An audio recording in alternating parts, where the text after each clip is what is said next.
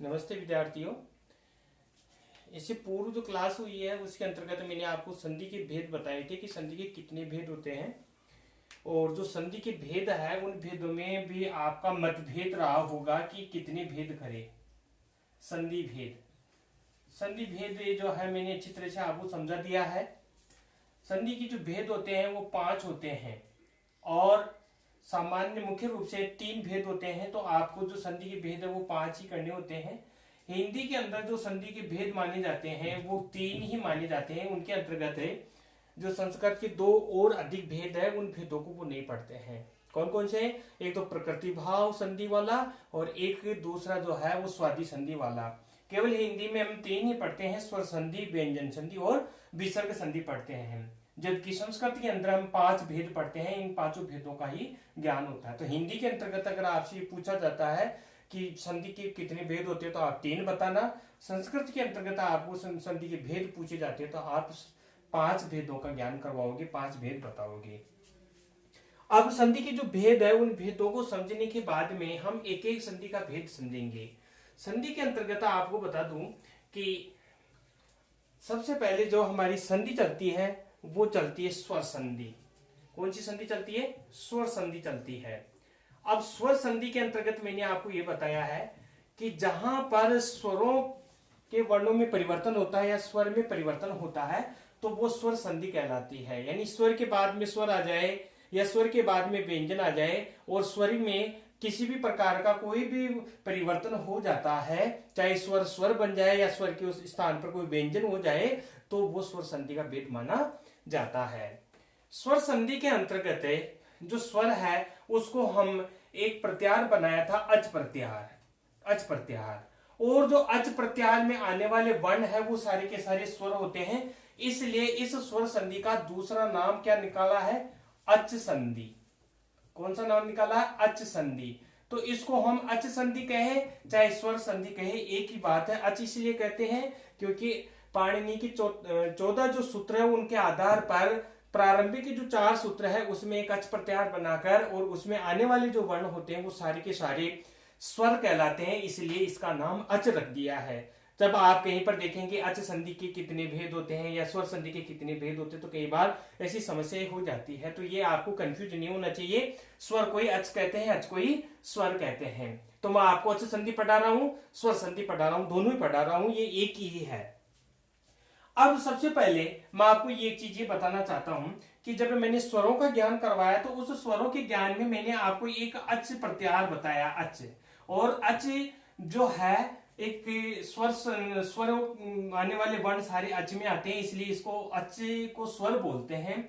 इस अच में कौन कौन से वर्ण आते हैं तब मैंने बताया था आपको, अ, ई, उ, री, ली, ए, ओ, आई और औ। ये 9 स्वर है। ये 9 स्वर जो है वो अच में आते हैं। इन 9 स्वरों वाले वर्णों पर ही हम कोई ना कोई आदेश करते हैं, कोई ना कोई इन वर्णों के ऊपर परिवर्तन हो जाता है, इसलिए इसका नाम स्वर संधि रख दिया। स्वरों पर होने वाले परिवर्तन को स्वर संधि के नाम से जाना जाता है। अब स्वरों में परिवर्तन जगह अलग अलग कंडीशन के हिसाब से होते हैं, इसलिए अलग अलग कंडीशनों में अलग अलग स्वरों को अपन पढ़ेंगे। सबसे पहले मैं आपको जो स्वर संधि है उसके भेद बता दूं, उसके बाद में मैं आपकी जो स्वर संधि में कौन कौन सी किस प्रकार से होती है वो डिटेल में समझाऊंगा। स्वर संधि में देखिए जो स्वर संधि है वो कितने प्रकार की होती है। तो हम हिंदी के अंदर जब स्वर संधि पढ़ते हैं तो स्वर संधि के 5 भेद होते हैं। हिंदी में स्वर संधि के कितने भेद मानते हैं? 5 भेद होते हैं। हिंदी में 5 भेद पढ़ते हैं, जबकि संस्कृत के अंतर्गत स्वर संधि के 8 भेद पढ़ते हैं। स्वर संधि के 8 भेद पढ़ते हैं। भेद कितने पढ़ते हैं? 8 पढ़ते हैं। देखो 8 कौन कौन से पढ़ते हैं। सबसे पहले अपन हिंदी वाली संधि की भेद समझते हैं। तो जो स्वर संधि है उसमें हिंदी वाली जो 5 स्वर संधि है वो कौन कौन सी है। देखो पहली जो है वो है दीर्घ संधि, दीर्घ संधि। उसके बाद में दूसरा जो नंबर आता है उसका नाम आता है गुण संधि, गुण संधि। फिर आता है वृद्धि संधि, वृद्धि संधि। फिर आता है अयादी संधि, अयादी संधि। और उसके बाद में 5वें नंबर का जो आता है वो आता है यण संधि, यण संधि। अब यहां पर आप देखेंगे कि ये जो 5 है, ये 5 भेद अपन हिंदी के अंदर स्वर संधि के अंतर्गत पढ़ते हैं। दीर्घ संधि, गुण संधि, वृद्धि संधि, अयादी संधि और यण संधि। ये 5 तो अपन स्वर संधि में हिंदी में पढ़ते हैं, और संस्कृत के अंतर्गत स्वर संधि की जो भेद है वो 8 बताते हैं। 8 कौन कौन से हो गए? एक तो होता है पूर्व रूप संधि, पूर्व रूप, और एक होता है पर रूप, पर रूप, और 8वें नंबर का होता है जो अपन ने संधियों में भी पढ़ा है, प्रकृति भाव संधि, प्रकृति भाव संधि। देखो 8 संधि कौन कौन सी स्वर संधि के अंतर्गत पढ़ेंगे। इन 8 संधियों का सम्यक रूप से अपन यहाँ पर एक एक को लेकर और इनके उदाहरणों को और इनके नियमों को समझेंगे। सबसे पहले हमें यह आना चाहिए कि स्वर संधि के कितने भेद होते हैं। तो संस्कृत के अंतर्गत स्वर संधि के 8 भेद होते हैं, और हिंदी के अंतर्गत स्वर संधि के 5 भेद होते हैं। 5 जो है वो हमारा यहाँ यण संधि तक कंप्लीट होता है, जो हिंदी और संस्कृत में समान चलता है। संस्कृत वालों को पूर्व रूप संधि और पर रूप संधि और प्रकृति भाव संधि एक एक्स्ट्रा और पढ़नी पड़ती है। ये जो रूप होते हैं ना, ये हमारी संस्कृत के अंतर्गत ही बताते हैं। हिंदी के अंतर्गत इनका बहुत ही कम बखान मिलता है। सामान्य रूप से हिंदी के अंतर्गत अपन 5 ही स्वर संधि पढ़कर उसको अलम कर देते हैं। तो आपको 8 जो भेद है स्वर संधि के वो मैंने अवगत करा दिए हैं। उसके बाद में हम अब पढ़ेंगे कि स्वर संधि के अंतर्गत एक एक छोटा सा ट्रिक मैं आपको बताऊंगा, जिसमें अपन को 5 स्वर संधि एक साथ ही तैयार हो जाए। इस प्रकार का एक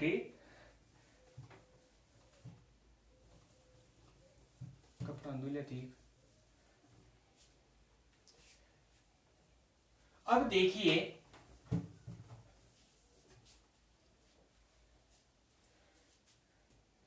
स्वर कौन कौन से होते हैं। तो देखो सबसे पहले अपन स्वर लिखेंगे, अ, ई, उ, री, ली, ए, ओ, आई और औ।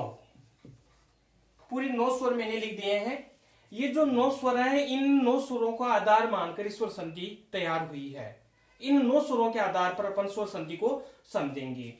देखिए जो 9 स्वर है, उन 9 स्वरों में सबसे पहले अपन ये करेंगे कि जो दीर्घ संधि होती है, उस दीर्घ संधि में क्या होता है कि वो सवर्ण होना चाहिए। अब मैंने आपको बताया था कि जो सवर्ण होते हैं वो सवर्ण क्या होता है। तो सवर्ण की मैंने एक अलग से क्लास लगाई है कि जिसमें उच्चारण स्थान और आभ्यंतर प्रेतन दोनों बराबर के होते हैं, तो वो सवर्ण वन माने जाते हैं। तो जैसे यहां पर जो सवर्ण संज्ञा होती है, वो सवर्ण संज्ञा किसकी होती है? जो आभ्यंतर और बाह्य प्रेतन दोनों में एक जैसे होंगे। तो यहां पर एक नियम आता है अक, सवर्णी दीर्घ है। ये नियम अपन को क्या कहता है? ये नियम ये कहता है कि अक के बाद में अगर सवर्ण वर्ण है तो दीर्घ संधि हो जानी चाहिए। अक के बाद में अगर सवर्ण है तो दीर्घ संधि हो जानी चाहिए। यानी कि अक का मतलब होता है कि ऐसे शुरू करेंगे और कै तक जाएंगे, ऐसे शुरू करेंगे और कै तक जाएंगे। 14 जो माहेश्वर सूत्र है, चतुर्दश जो माहेश्वर सूत्र है, उस माहेश्वर सूत्रों के अंतर्गत जो प्रारंभिक 4 वर्ण वो जो है 4 सूत्र है जो स्वरों के बारे में अपन को ज्ञान करवाते हैं। जब अपन यहां देखेंगे तो अक सवर्णे दीर्घ में अक आया है। इस अक में कौन कौन से वर्ण आते हैं? तो देखो एक तो पहले नंबर का सूत्र पढ़ा था ऐ ई उ न, एक पढ़ा दूसरा नंबर का आयोन, फिर पढ़ा री आयोन री लिक। ये 2 सूत्र है जो अक प्रत्याहार का निर्माण करते हैं। इसके लास्ट वाले वर्णों को तो अपन इत होने की वजह से गणना नहीं करेंगे, जबकि हम इनकी इस प्रत्याहार को बनाएंगे तो प्रत्याहार क्या बनेगा? अ ई उ री ली। ये 5 वर्ण जो है, ये 5 वर्ण किसी में आते हैं? अक में आते हैं। जब अक में आते हैं तो अक के बाद में सवर्ण होना चाहिए। सवर्ण का मतलब क्या हुआ कि ये सवर्णवाची होनी चाहिए। अब सवर्णवाची होने के लिए क्या किया था? अपने आभ्यंतर प्रेतन और बाह्य प्रेतनों को मिलाकर जिन दोनों बराबर होते हैं उनको अपन सवर्ण बोलते हैं। इसका मतलब क्या होगा कि ए के बाद में ए हो, या ई के बाद में ई हो, या ऊ के बाद में ऊ हो, या री के बाद में री हो, या री के बाद में ली हो, तो भी वो सवर्ण कहलाएगा। सवर्ण ऐसे ही हो सकता है, यही सवर्ण बन सकते हैं। बाकी आप अगर डायरेक्ट दूसरी तरफ से सवर्ण बनाओगे तो सवर्ण नहीं बन सकते हैं। कहने का मतलब क्या हुआ कि अक के बाद अक हो, अक के बाद में अक हो, अक के बाद में अक का मतलब अक में 5 वर्ण आते हैं, तो ऐसे अक के बाद में ही अक अगर आया है, 5 वर्ण आए हैं समान और सवर्णवाची है दोनों, तो फिर वहां पर क्या कर देना चाहिए, दीर्घ एक आदेश कर देना चाहिए। तो यहां पर ये स्टार्टिंग की जो 5 स्वर है, इन 5 स्वरों के बाद में क्रमशः अक के बाद में अक आया है तो फिर दीर्घ एक आदेश हो जाता है। कैसे कि ए के बाद में अ आया है तो फिर क्या हो जाना चाहिए, आग हो जाना चाहिए। ई के बाद में ई आया है तो क्या हो जाना चाहिए, ई हो जाना चाहिए। ऊ के बाद में ऊ आया है तो फिर क्या बन गया, ऊ बन गया। और री के बाद में री आया तो क्या बन गया, दीर्घ री बन गया है। और री के बाद में ली आया तो क्या बन गया, ली बन गया। या दीर्घ का अभाव होता है, यह क्या होता है, दीर्घ का अभाव होता है, या दीर्घ नहीं हो सकता है। क्यों, क्योंकि अपन ने जो वर्ण पढ़े हैं उन वर्णों के अंतर्गत ये पढ़ा है कि जो ली वर्ण है उसमें दीर्घ का अभाव होता है। पाणिनीय शिक्षा के अनुसार अपन ने 21 या 22 स्वरों का ज्ञान किया था, तो उसमें एक ली वर्ण ऐसा था जो ह्रस्व और प्लुति ही होता है, दीर्घ नहीं होता है। और ह्रस्व भी कई ऋषि मुनि जो है उसको नहीं मानते हैं, प्लुति ही मानते हैं। तो वहां पर कई बार जो ली स्वर है वो एक ही माना जाता है। और वो कौन सा स्वर माना जाता है, प्लुत स्वर माना जाता है। ह्रस्व स्वर को कई ऋषि मुनि नहीं मानते हैं, इस कारण से वो 21 और 22 स्वरों की श्रेणी के अंतर्गत आए थे। तो यहां पर क्या होता है कि ए के बाद में ए हो, ई के बाद में ई हो, या ऊ के बाद में ऊ हो, या री के बाद में री हो, या री के बाद में ली हो, तो दीर्घ ली में दीर्घ का अभाव होता है। और ऐसी स्थिति के अंतर्गत जब अपन देखते हैं तो कौन सी संधि हो जाती है, दीर्घ संधि हो जाती है। बस दीर्घ संधि का ये मंत्र है कि अक के बाद में अक आया तो दीर्घ कर दो, अक के बाद में अक आया तो क्या बन जाएगा, दीर्घ बन जाएगा, दीर्घ संधि हो जाएगी। और अक आपको एक आसानी से सही तरीके से इसे याद कर लेना है। पहले सबसे पहले आपको 14 महावेश्वर सूत्र याद करना। एक बार याद नहीं होता तो 2 बार करना, 3 बार करना, 4 बार करना, जब तक याद नहीं होता करते रहो आप। याद हो जाने के बाद में आपको प्रत्याहार बनाना जो है वो सरल रूप से आ जाता है। एक ही बात देखना होता है कि पहले वाले वर्ण से स्टार्ट करते हैं और लास्ट वाले वर्ण तक हम रुक जाते हैं। बीच में आने वाले जितने भी वर्ण होते हैं वो प्रत्याहार के अंतर्गत आ जाते हैं। इसके अंतर्गत जो लास्ट वाला इत वर्ण होता है उसको हम प्रत्याहार के अंतर्गत गणना नहीं करते हैं। प्रत्याहारों के लिए मैं आपको एक अलग से और क्लास देकर समझा दिया दूंगा जिसमें आपको और अच्छी तरह से वो समझ में आ जाया करेगा। तो दीर्घ संधि के विषय में आपको मैं बता दूं कि जैसे ऐसे आ, अब मैंने आपको ये बताया कि जब अपन सवर्ण पढ़ते हैं तो ए हो चाहे आ हो चाहे ई हो या ई हो, ह्रस्व अ से आ का ग्रहण हो जाता है क्योंकि आ भी स्वर है। तो सवर्णवाची यानी आ है उसका भी कंठी होता है, ए का भी कंठी होता है, आ का भी विवृति होता है, ए का भी विवृति होता है। तो इनके ए और लिखो चाहे आ लिखो दोनों में कोई अंतर नहीं है, ऐसे ही आ का ग्रहण हो जाता है। ई से ही दीर्घ ई का ग्रहण हो जाता है, ऊ से ही दीर्घ ऊ का ग्रहण हो जाता है, री से ही दीर्घ री का ग्रहण हो जाता है और री से ही री का ग्रहण हो जाता है। ये दोनों सवर्णवाची होने की वजह से ये भी दोनों आपस में सवर्णवाची है, इसीलिए यहाँ ली तक अपन इनकी सवर्ण संज्ञा कर देते हैं और सवर्ण संज्ञा होने की वजह से यहाँ पर दीर्घ एक आदेश हो जाता है। तब ए के बाद में चाहे आ रहे या ए रहे यहाँ पर आई बनेगा, ई के बाद में चाहे ई रहे या ई रहे ई बनेगा, ऊ के बाद में चाहे ऊ रहे या ऊ रहे उही बनेगा। तो इस प्रकार से हम इस दीर्घ संधि के विषय में थोड़ा सा ज्ञान ले सकते हैं। आपको थोड़ा सा इसके बारे में डिटेल में आगे और समझाऊंगा। पहले अपन थोड़ा सा ये समझ लेते हैं कि दीर्घ कहां होता है, यण कहां होता है, वृद्धि कहां होती है। एक शॉर्ट स्वीट रूप में अपन इसको समझते हैं। देखिए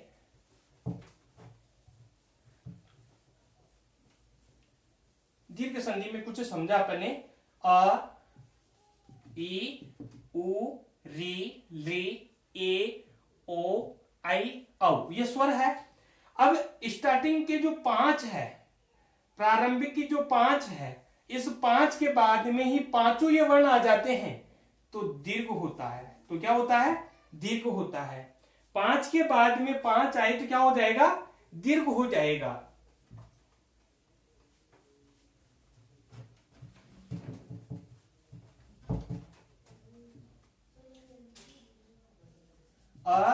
ई 5 के बाद में क्या आया, 5 आया तो दीर्घ हो जाएगा। ध्यान देखे, ए ई उ री ली, प्रारंभिक की जो 5 वर्ण है, 5 के बाद में 5 आता है तो दीर्घ संधि होती है, दीर्घ एकादेश हो जाता है।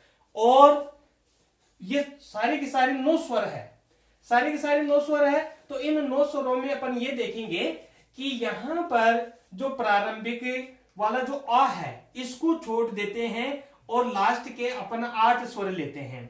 9 है पूरे, तो अ को छोड़ दीजिए और बाद के जो 8 स्वर है उनमें से लीजिए। तो 8 स्वरों में जो 4-4 स्वर है, प्रारंभिक के जो 4 स्वर है और लास्ट वाले जो 4 स्वर है, इनको अलग अलग भागों में बांट दीजिए। कैसे, जैसे ये अ है, इस ए के बाद में, इस ए के बाद में अगर ई आया है, उ आया है, री आया है या ली आया है, ध्यान दीजिए 9 स्वर है। 9 स्वरों में हम एक को बाहर निकालेंगे तो 8 बचेंगे। 8 में 4-4 को 2 भागों में बांट लेंगे। इस ए के बाद में अगर, इस ए के बाद में अगर प्रारंभिक 4 वर्ण आते हैं तो संधि कौन सी होगी, गुण संधि होगी। कौन सी संधि होगी, गुण संधि होगी। गुण संधि के अंतर्गत क्या होगा, जो अ है, ए के बाद में ई आएगा तो ए बन जाएगा, ए के बाद में उ आएगा तो ओ बन जाएगा, और ए के बाद में री आएगा तो अर बन जाएगा, और ए के बाद में री आएगा तो अल बन जाएगा। ओके, समझ में आ रहा है। ए के बाद में प्रारंभिक 4 वर्ण है, इन चारों वर्णों में से ए के साथ में अगर जोड़ते हैं तो मैंने एक बात आपको ही पता है कि ऐसे ही हम आ का ग्रहण करते हैं, ई से ई का ग्रहण करते हैं। तो इनमें से चाहे वो दीर्घ रहे चाहे वो हरिस्व रहे, दोनों में समान रूप से इस प्रकार ही क्रियाएं होगी। ए के बाद में ई आएगा तो क्या हो जाएगा, ए के बाद में उ आएगा तो ओ हो जाएगा, ए के बाद में री आएगा तो अर हो जाएगा, और ए के बाद में अल आएगा तो री आएगा तो अल हो जाएगा। हमारे जो 4 है, इन 4 की जो कंडीशन है वो कंप्लीट हुई है। उसके बाद में लास्ट वाली जो 4 है, उस लास्ट वाले 4 में अपन ये देखेंगे कि ए के बाद में अगर ए आया है या ए के बाद में ओ आया है या ए के बाद में आई आया है या ए के बाद में औ आया है। देखिए प्रारंभिक जो 4 वर्ण है, इन प्रारंभिक 4 वर्णों के अंतर्गत अपन ये पढ़ रहे हैं कि ए ई उ री ली ए आई ओ औ। इसमें प्रारंभिक 5 वर्णों के साथ में 5 वर्ण आते हैं तो दीर्घ संधि होती है। 9 में से एक को बाहर निकाल देंगे, 8 को 4-4 में बांट लेंगे, इस ए के साथ में प्रारंभिक 4 वर्णों को जोड़ेंगे तो गुण संधि हो जाएगी। ऐसे ई के साथ में ए हो जाएगा, ऐसे उ के साथ में ओ हो जाएगा, ऐसे री के साथ में अर हो जाएगा, और ऐसे ली के साथ में अल हो जाएगा। गुण संधि आपके दिमाग में एक मैप बना के चलती है। इस प्रकार आप मैप बना सकते हैं। उसके बाद में जो अ है, उस ए के बाद में यहां पर ए होगा या फिर ओ होगा, फिर आई होगा या फिर औ होगा, तो संधि कौन सी हो जाएगी, संधि कौन सी हो जाएगी, संधि हो जाएगी अपनी वृद्धि संधि। कौन सी संधि हो जाएगी, वृद्धि संधि हो जाएगी। ध्यान दीजिए, ये वृद्धि संधि हो जाती है, यहां पर वृद्धि संधि का भेद हो जाता है। पानी जरा डाल दी।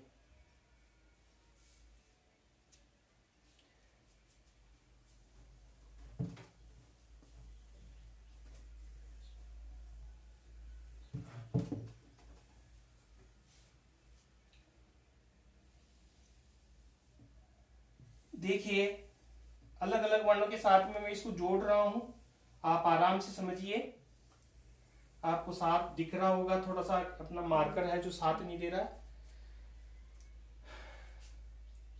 यहां पर इसकी कौन सी संधि हो गई है, वृद्धि संधि हो गई है।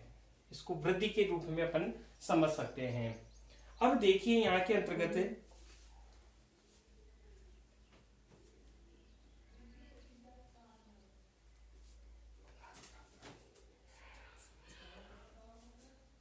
अब अपन यहाँ देखेंगे तो जैसे अपना क्या है, अ है, अब ए के बाद में ए आया तो वृद्धि क्या हो जाएगी, आई हो जाएगी।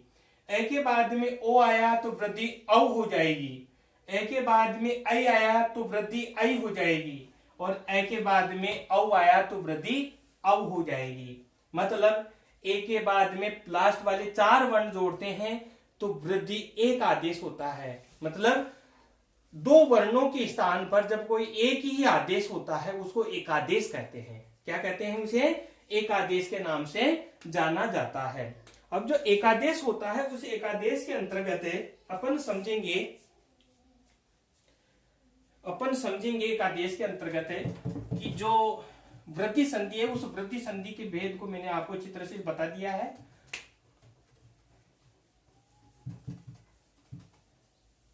देखिए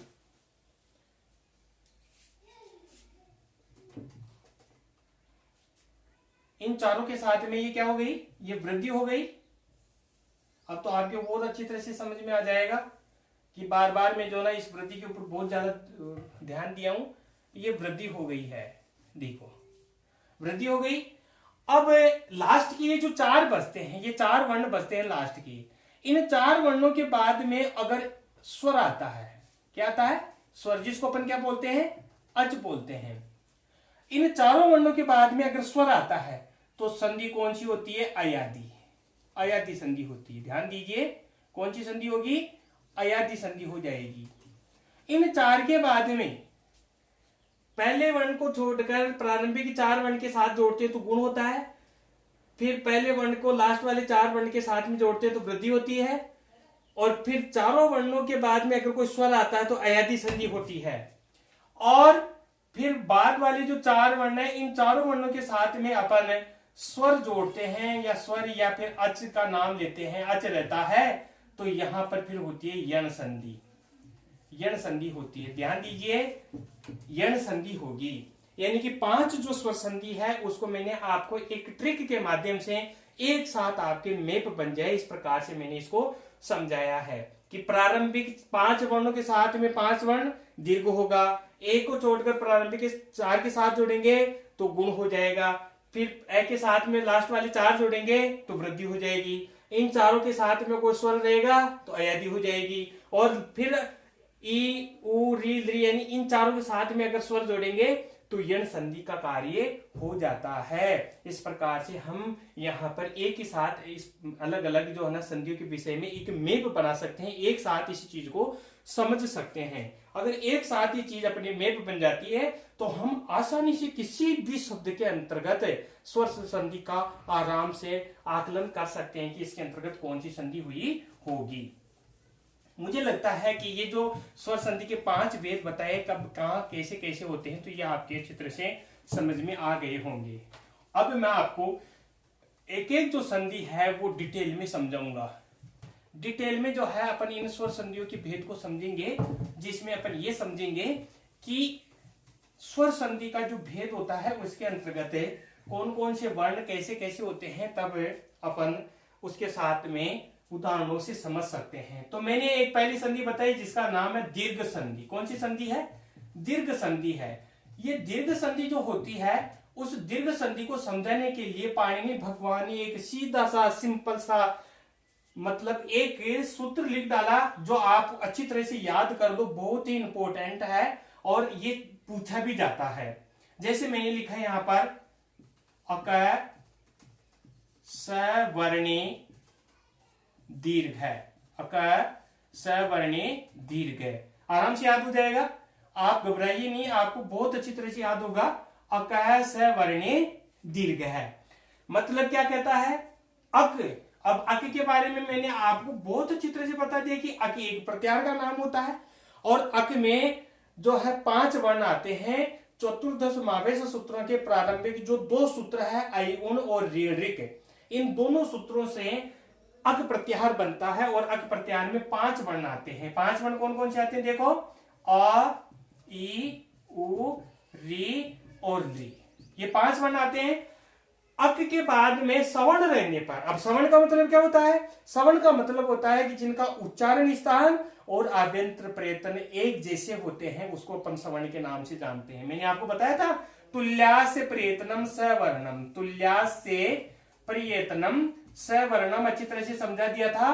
प्रयत्नम सवर्णम तुल्य हैं जिसके आभ्यंतर प्रयत्न और उच्चारण स्थान, उनको हम सवर्ण के नाम से जानते हैं। तो इनके तुल्य क्या होंगे? इनके तुल्य यही तो रहेंगे।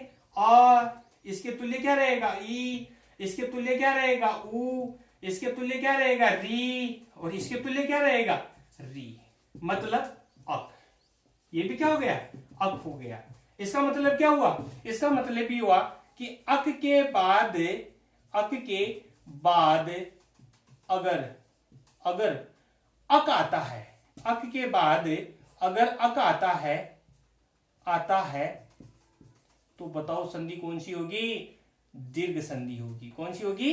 दीर्घ संधि होगी। ध्यान दीजिए, दीर्घ संधि होगी। अक के बाद में अक आ जाता है तो दीर्घ संधि होगी। अपन हिंदी के अंतर्गत ऐसे पढ़ लेते हैं कि अ, ई, उ, री, री, इन वर्णों के बाद में अगर अ, ई, उ, री, री ये वर्ण आ जाते हैं तो संधि दीर्घ संधि होती है। कौन सी संधि होती है? दीर्घ संधि होती है। अब यहां पर दीर्घ संधि क्या होगी कि अ के बाद में आया तो दीर्घ संधि क्या हो जाएगी? आ हो जाएगी। यहां पर क्या होगी? दीर्घ ई हो जाएगी। यहां पर क्या होगी? दीर्घ उ हो जाएगा। यहां पर क्या होगा? दीर्घ री हो जाएगा। और यहां पर क्या होगा? ली होगा। क्यों? क्योंकि यहां पर दीर्घ का अभाव रहता है। ये ली दीर्घ नहीं होता है, इसलिए अभाव होने की वजह से री और ली अगर दोनों जुड़ते हैं एक साथ तो उनका जो पद बनता है दोनों वर्णों के स्थान पर वो ली ही होता है, वो दूसरा वर्ण नहीं हो सकता है। तो इस प्रकार से अपन ने पढ़ा कि अ चाहे आ हो प्लस अ चाहे आ हो बराबर क्या बनेगा? आई बनेगा। फिर ई चाहे ई हो प्लस ई और चाहे छोटी ई हो, ये बराबर क्या बनेगा? दीर्घ ई बनेगा। और चाहे उ हो या फिर दीर्घ उ हो प्लस उ या फिर ह्रस्व उ हो तो भी दीर्घ उ ही बनेगा। और री चाहे दीर्घ री लो प्लस री चाहे ह्रस्व री लो, रूप क्या बनेगा? दीर्घ री का ही बनेगा। और ली प्लस ली दोनों मिलकर क्या बनते हैं? दोनों मिलकर भी ली का ही रूप बनता है। कभी बात ना जैसे ली के साथ में ली जोड़ते तो रूप क्या बनेगा, तब अपन समस्या में पड़ जाते हैं कि ली बनेगा री बनेगा। तो ये चीज में मैं आपको अच्छी तरह से समझाऊंगा।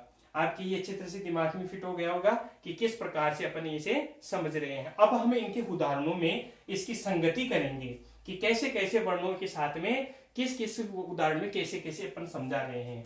ध्यान दीजिए।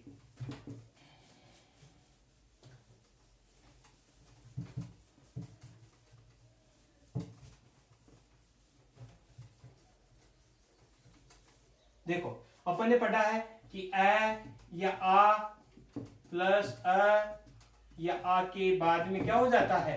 आ दीर्घ हो जाता है। ये पढ़ा है। ये पढ़ा है तो जैसे अपन ने लिखा विद्या धन आलय, विद्या धन आलय। बताओ यहां पर आ है और बाद में भी क्या है? आ है। दोनों सवर्णवाची है तो दोनों के स्थान पे क्या हो जाएगा? आई हो जाएगा। तो अपना रूप क्या बनेगा? विद्यालय। क्या बन जाएगा? विद्यालय। जैसे देवालय, देव देव धन आलय, देव धन आलय। देखो व में क्या है? अ और बाद में क्या है? आ। अब ये दोनों सवर्णवाची है कि नहीं है?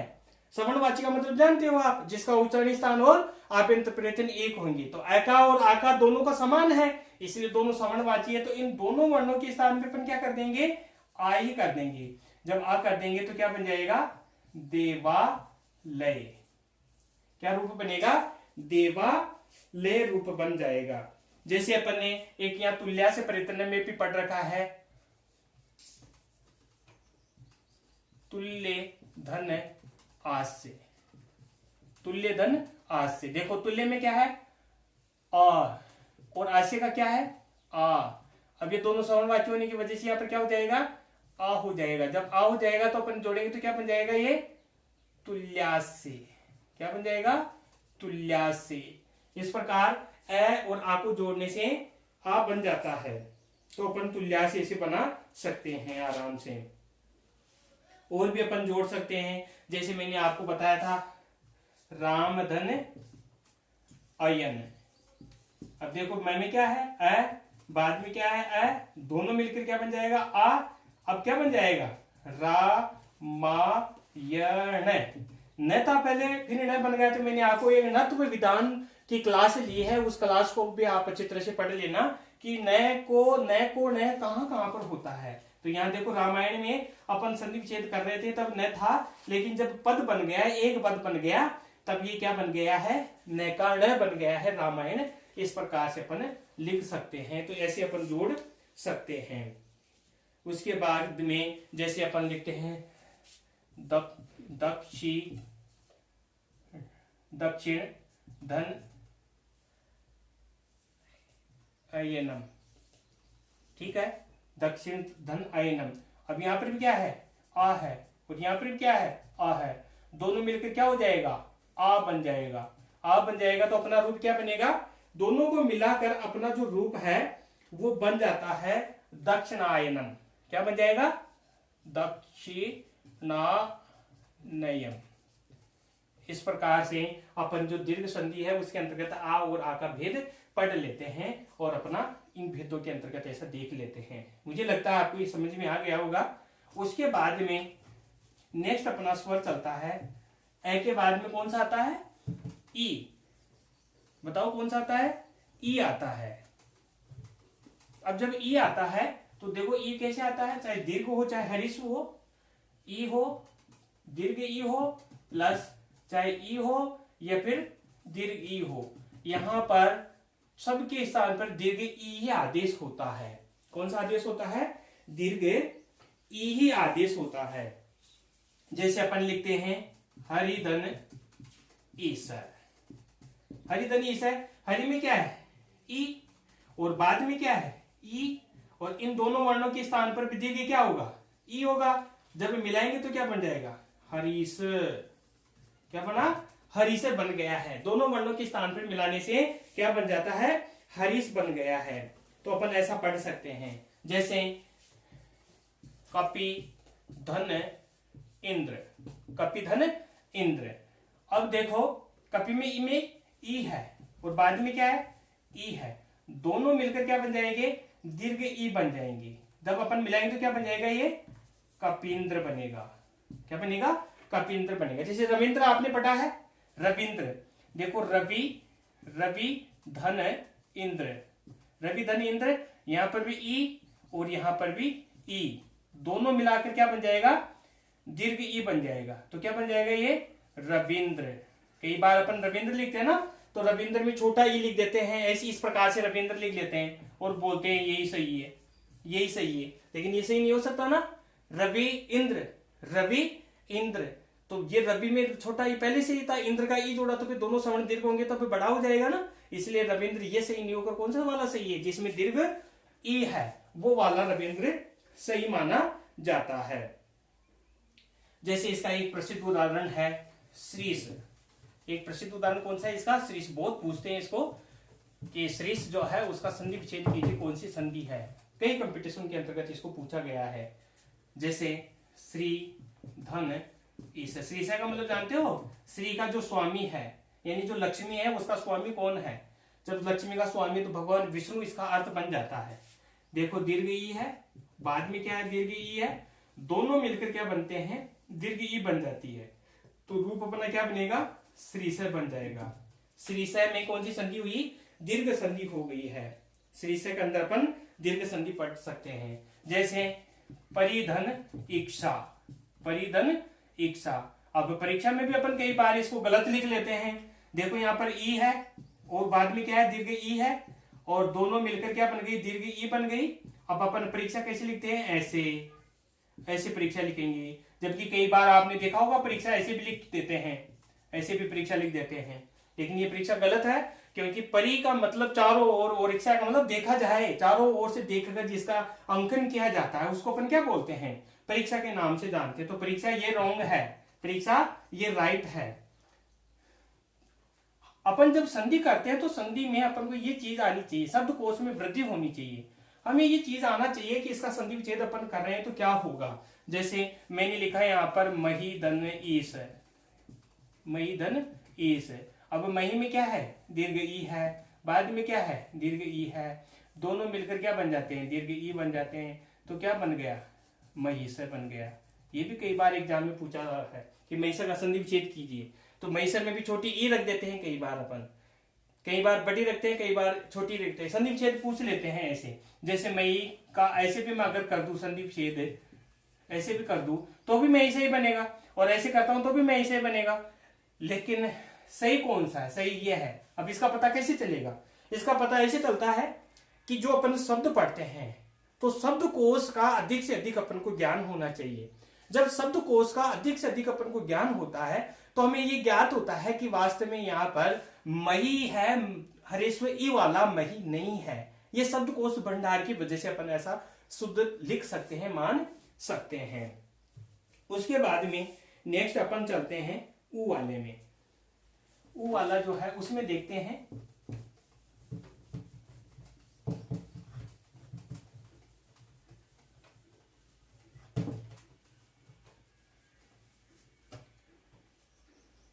ऊ दीर्घ ऊ प्लस ऊ दीर्घ ऊ चाहे ऊ बराबर क्या हो जाता है, दीर्घ ऊ हो जाता है।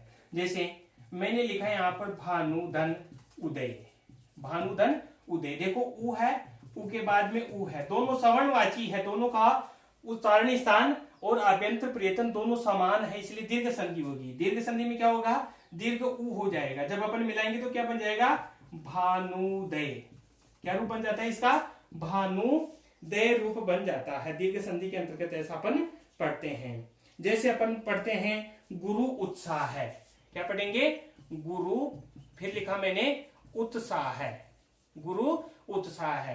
तो अब गुरु में ऊ है, बाद में भी ऊ है, दोनों मिलाकर क्या बन जाएगा, दीर्घ ऊ बन जाएगा। और बनाएंगे तो अपन कैसे लिखेंगे, गुरु सा है। ये ऐसे कई बार पूछ लेते हैं, अपन को ये भी लिखना आना चाहिए कि दीर्घ जो ऊ रे में मिलाते हैं तो वो कैसे रे लिखते हैं। ये गांठ बनाकर फिर दीर्घ ऊ का ऐसा एक चिन्ह सा होता है, तब अपन इसको बड़ा ऊ मानते हैं। और छोटा ऊ लिखेंगे तो एक गांठ नहीं होगी, इस प्रकार अपन आडर ऊ लिख देते हैं तो वो एक छोटा ऊ माना जाता है। तो बड़े छोटे का भी आपको इस प्रकार का भेद आना चाहिए। तो गुरु सा में भी कौन सी संधि हो रही है। फिर अपन देखते हैं जैसे लघु उत्तरम, क्या देखते हैं, लघु, फिर लिखा मैंने उत्तर, लघु उत्तर। अब ऊ है, बाद में ऊ है, दोनों मिलाकर क्या बन गया, दीर्घ ऊ बन गया। तो क्या बन जाएगा, जब आप लिखते हैं ना तो लघु उत्तर इस प्रकार से लिखेंगे।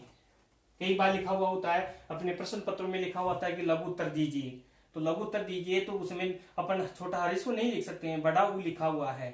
जब संधि विच्छेद करेंगे तो दोनों में लघु और उत्तर इस प्रकार से माना जाएगा। अब अपन को यह आना चाहिए कि लघु ऐसे लिखते हैं, कहीं अपन लघु ऐसे लिख दे, दीर्घ ऊ वाला लिख दे, फिर उत्साह लिख दे, उत्तर लिख दे, तो भी ये बन तो जाएगा, लेकिन ये शब्द शुद्ध नहीं है। और शब्द शुद्ध का पता कब चलता है, जब शब्द कोश का अपने पास ज्यादा से ज्यादा कोश रहे, ज्यादा से ज्यादा शब्दों के बारे में अपन को जानकारी रहती है, तभी अपन ऐसा कर सकते हैं। तो ये जो है उकार वाली उदाहरण मैंने आपको बताई। उसके बाद में आपका जो नेक्स्ट है वो आता है री। री और री दोनों वर्ण जो है वो क्या है, सवर्णवाची है। दोनों को सवर्णवाची के नाम से जानते हैं, इनकी सवर्ण संज्ञा हो जाती है।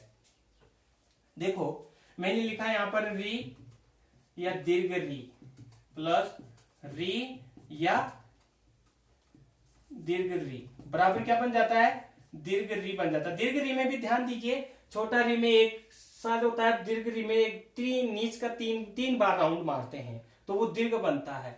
जिसमें एक ही राउंड मारा हुआ है वो हरीश्वरी के रूप में माना जाता है। तो दीर्घ री वाले जो उदाहरण है उनको जैसे अपन पढ़ते हैं पितृ ऋषि, पितृ, फिर मैंने लिखा ऋषि। देखो री है, बाद में क्या है, री है, दोनों मिलाकर दीर्घ बन गई तो ये क्या बन गया, री बन गया। अब इसको अपन कैसे लिखेंगे, पितृ, तीन का निशान, नीचे भी तीन का निशान लगाएंगे। इसको भी लिखने का स्टाइल ऐसे होना चाहिए। देखो यहाँ पर एक राउंड मारा, अब यहाँ पर 3 राउंड हो गए हैं, 2 राउंड बढ़ गए हैं। जब मतलब 2 राउंड हो गए हैं, यहाँ पर 1 राउंड हुआ है तो ये जो 2 राउंड वाला है वो बड़ा री माना जाता है। पितृ दीर्घ बन गया और सी का बनाती हूं तो क्या बन गया, पितृसी। क्या रूप बन गया है, पितृसी का रूप बन गया है। ऐसे हम पितृसी लिख सकते हैं। जैसे अपन लिखते हैं, इसका प्रसिद्ध उदाहरण है होत्री धन ऋकार। यहां पर भी देखो ये री है, बाद में री है, अब मिलाएंगे तो क्या बन जाएगा, बड़ा री बन जाएगा।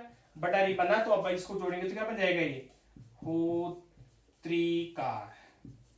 होत्रिकार। दीर्घ री में 3 बार राउंड मारेंगे, 3 बार राउंड मारकर और दीर्घ री का अपन यहां से कर सकते हैं, इस प्रकार से समझ सकते हैं। उसके बाद में अपना एक लास्ट उदाहरण और चल रहे हैं। जैसे अपन लिखते हैं री वाला, ली वाला, ली वाले उदाहरण पढ़ते हैं। तो ली वाले में अपन ने पढ़ा कि जैसे ली के बाद में ली आ जाए तो दीर्घ क्या होगा, ली ही होगा। ली के बाद में ली आ जाता है तो दीर्घ क्या होगा, ली ही एक आदेश होगा। वो देखो कैसे होगा, जैसे अपन लिखते हैं ली, ली धन लिकार, ली धन लिकार। अब देखो ये ली और ये ली दोनों का उच्चारण स्थान आभ्यंतर प्रत्यय एक है, इसलिए इस दोनों के स्थान पर एक ही वर्ण आदेश होगा, ली। यह दीर्घ का अभाव होता है। जब दीर्घ का अभाव हो जाता तो ये अपना रूप कैसे बन जाएगा, लिकार। अब आपसे कोई पूछे इस लिकार का संधि विच्छेद कीजिए, तो लिकार का संधि विच्छेद क्या होगा, ली धन ली, ली धन ली। जैसे गम ली, गम ली धन, गम ली धन ली वर्ण, ऐसे लिख दिया मैंने। अब देखो यहां पर भी क्या हो जाएगा, ये ली हो जाएगा और अपन इसको कैसे लिखेंगे, कैसे, गम ली वर्ण।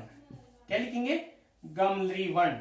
ली बन गया है, यहां पर ली के स्थान पर ले आदेश हो गया है। तो गमली वर्ण लिख सकते हैं, गमली कार्य लिख सकते हैं। अब अपन जैसे जैसे मैंने लिखा है यहां पर होत्रिधन लिकार। अब क्या लिखा मैंने, होत्रिधन लिकार। अब यहां पर क्या है, री है और यहां पर क्या है, ली है। दोनों सवर्णवाची एक नहीं है। मैंने एक वार्तिक बताया था आपको, ली वर्णयोर मिथय सावर्ण्यम वाच्यम। री और ली इन दोनों वर्णों को सवर्ण माना जाता है। तो सवर्ण माना जाता है तो ये दोनों सवर्णवाची है। अब इन दोनों के स्थान पर सवर्णवाची तो दीर्घ एक आदेश होना चाहिए ना। तो अपन अब रीक वाला करेंगे या ली वाला करेंगे, तो हमेशा ध्यान रखिए पूर्व वाला जो स्वर होता है उसको अपन दीर्घ करते हैं। पूर्व में री है इसलिए अपन इसको दीर्घ करेंगे, तो इन दोनों के स्थान पर क्या दीर्घ आदेश हो जाएगा, री दीर्घ आदेश होगा। रूप अपना क्या बन जाएगा, होत्रिकार। अब देखो होत्रिकार का मैंने संधि विच्छेद जो है, होत्रिकार का संधि विच्छेद पीछे भी क्या था, होत्रिधन रिकार भी होता है, होत्रिधन लिकार भी होता है। तो कई बार कंपटीशन में पूछ ले कि बताओ होत्रिकार का संधि विच्छेद कीजिए, तो होत्रिधन लिकार और होत्रिधन रिकार दोनों ही हो जाते हैं। जब रिकार होगा तो भी री होगा और री होगा तो भी री होगा। पूर्व वाले स्वर के आधार पर यहां पर जो है वर्ण आदेश होते हैं। अगर ये जो ली है ये पहले आ जाए तो फिर क्या करेंगे, जब ये ली पहले आ जाएगा, जैसे अपन लिखते हैं यहां पर ये ली वाला पहले लिख दे और री वाला बाद में लिखे, तब यहां पर कौन सी स्थिति होगी, कैसे अपन लिख सकते हैं। तो जैसे मैंने लिखा गस ली धन रिकार, गस ली धन रिकार। अब देखो यहां ली है और बाद में क्या है, री है। दोनों सवर्णवाची है कि नहीं है, दोनों सवर्णवाची। तो बताओ यहां पर अब री करेंगे या ली करेंगे। अब समस्या हो गई, जैसे अपन यहाँ पर री और री आया तो री किया, पूर्व वाले स्वर का किया, तो यहाँ पर भी ऐसी कंडीशन हो जाएगी, पूर्व वाले स्वर का हो जाएगा। तो ये क्या बन जाएगा, री। इन दोनों के स्थान पर री बनेगा तो अपना रूप क्या बनेगा, गस ली कार। अब गस ली कार का संधि विच्छेद क्या होगा, गस दोनों हो सकते हैं, गस ली धन रिकार भी हो सकता है और गस ली धन रिकार भी हो सकता है। दोनों इसके संधि विच्छेद हो सकते हैं, दोनों ही सही माने जाएंगे। तो गस लिकार और गस धन रिकार, इस प्रकार से अपन इसका उदाहरण और समझ सकते हैं, ऐसा अपन जान सकते हैं। तो आपका जो है दीर्घ संधि है, उस दीर्घ संधि के अंतर्गत मैंने आपको सभी उदाहरणों के माध्यम से अलग अलग जो है किस प्रकार रिकार आदेश होता है, ऐसे जो है दीर्घ संधि के बारे में बताया है। उम्मीद है कि आपको दीर्घ संधि अच्छी समझ में आएगी। धन्यवाद।